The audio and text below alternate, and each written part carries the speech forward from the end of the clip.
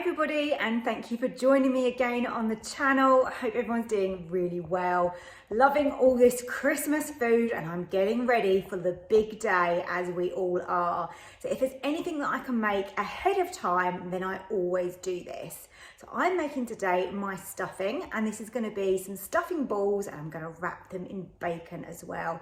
That part is optional, but this is really tasty, and I make this a couple of days in advance, store it in an airtight container in the fridge, and then all I've got to do is put them into my air fryer or my oven on Christmas Day. And this stuffing is my pine nut, apple and sage, and it is beautiful. Let me show you how to make it. To start making this delicious stuffing, you want to heat up your frying pan and add a little bit of olive oil into there. I've already done a little bit of the chopping, so I wanted to let you know that with the onion, I don't like a lot of onion in my food purely because it doesn't suit my tummy. But this recipe could call for sort of 2 or 3 onions in this. I'm actually only going to be using 1 today, and then I've got 2 sticks of celery chopped up. There you go. Let's get that in, get that cooking. And then whilst that starts heating up, we're going to grab our apple here.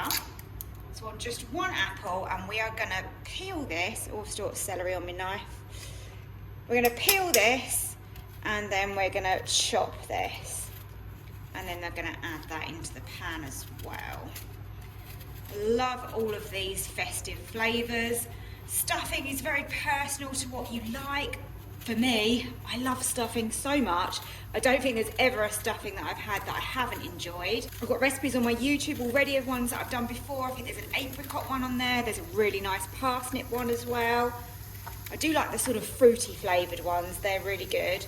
This one's lovely because it's got the pine nuts in it. So let's just take the outside of the apple off. We don't want the core. Not too worried if there's a tiny little bit of the outside. There you go. And then again, just chop this into little chunks. You want quite small, fine pieces, purely because you want a little bite of everything when you have your stuffing. There you go, there's the last bit of apple going in. Just keep moving that around the pan. I've got this on a medium heat, not high. We're just softening everything. We don't want anything to colour too much or burn. We're just going to sweat this down. I think it's going to take around 10 minutes. So don't need any colour on that. You can use fresh garlic if you want to, but I'm actually going to use some garlic granules in mine. Again, this is just personal because I find that fresh garlic doesn't suit me very much. So some garlic granules. Still getting the flavour, and that's what's important. If you're putting fresh garlic in, then I would just leave it until the end of the 10 minutes because it can be prone to overcooking and burning slightly. And whilst that's cooking, I've got myself a large bowl here, and we want to put the rest of our ingredients into this bowl. So we want some sausage meat. I've actually opted for some sausages.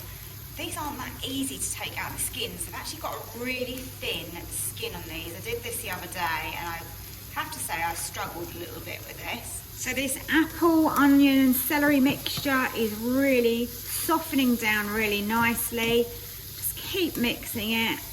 And I've got my sausages in here, so my nice sausage meat. And now we need to add our lovely flavourings to this. Into here I'm going to add the pine nuts. So around that amount, that's 50 grams. We're going to add 1 egg. We want some rosemary to go in here. I'm just going to literally take the leaves off like this and chop that. We want around 10 grams. You also want around 15 fresh sage leaves. If you haven't got fresh, then you can use some dried. And then you want to chop these up really finely. There we go. There is all of our herbs going in. It's going to give so much flavour. You can't really beat some fresh herbs if you can get them. Now this has softened down really nicely, just how I wanted it. It's had a good 10 minutes. I'm going to take that off the heat, and we're just going to let that cool down. We don't want to add that into there until this is actually cold.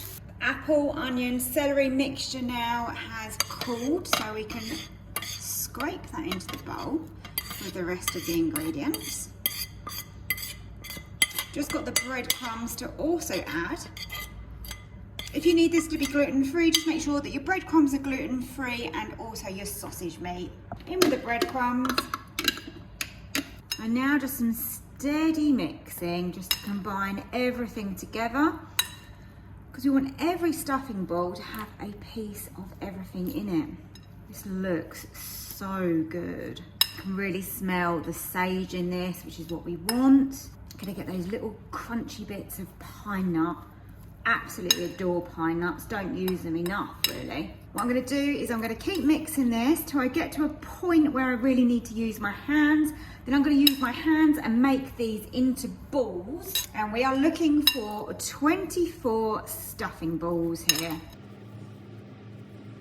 So here are my 24 stuffing balls. Took a little bit of time to get those ready. This part is totally optional. You can cook them exactly as they are here and they will be stunning. But you can take one of your stuffing balls, just firm it up, just to make sure that it's nice and tight and sort of squidged together so it's going to hold its shape. Then you can grab some bacon and you can wrap it round. Don't have to do this, but I think that the bacon alongside that gorgeous pine nut, apple and sage stuffing is a winner. Look at those. Also, make these ahead of time. Saves so much effort on the day. All you then got to do is put these in your air fryer or in the oven. Here they are all wrapped up in the bacon. I have put some parchment on the bottom just to stop them sticking. I don't think they will, but you can never be too safe, can you, when you're making a Christmas dinner for everybody? So I've got another piece running through the middle there, and they have all just about fit in this Tupperware pot. I've made these 2 days in advance, and these are now going to go into my fridge, and they'll be all sealed up and they'll stay lovely and moist and then be ready for roasting.